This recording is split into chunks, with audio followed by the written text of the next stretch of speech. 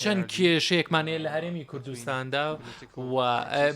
لە بابەتی سیاسیدا لە زۆرێک لە حیزبە سیاسیەکانی هەرێمی کوردستان وەکو خۆتان دەزانن پەرلەمانێکمان چالاک نییە لە ئێستادا و هیوادارم هەموو حیزبە سیاسیەکان دەست بکەن بە چارەسەرکردنی ئەو کێشانێکە لە ئێستادا هەن بە تایبەتی ئەوەی کە ڕوویدا لەگەڵ بەغدادا لە ماوەی ڕابردوودا چکە ئەمە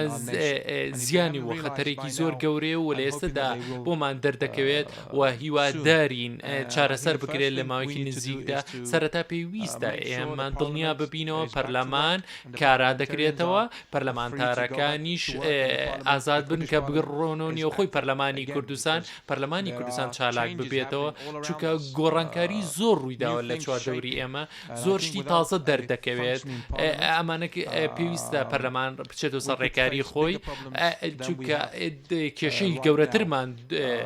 ڕوبەڕوو دەبێتەوە شتێکی ترکە هاندانەوە ڕوویدا لە نێوخۆی هەرێمی کوردستان ئەو پەیوەندیە سیاسی نێوان یەکێتی و گۆڕاندا ڕوویدا کە گۆڕانکاری گەوری دروست کرد و هیوادارین ئەمە ببێتە هۆی دروستکردنی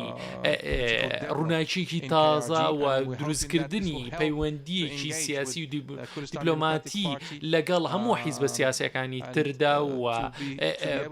پارتی دیموکراتی کوردستان و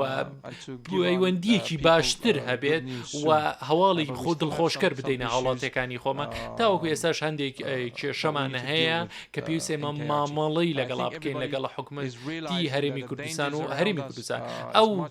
زیانەی کە لە چواردەوری ئەمە زۆر گەورەترە کە ئێستادا هیوادارم دایلۆک و توێژی باشتر هەبێت لەگەڵ حیزبەکاندا و هەندێک پەیوەندیە شخصیەکان و کێشە شخصیەکان بخرێتە لاوە و بیر لە نەتەوە و کورد و هەموو عێراق بکرێتەوە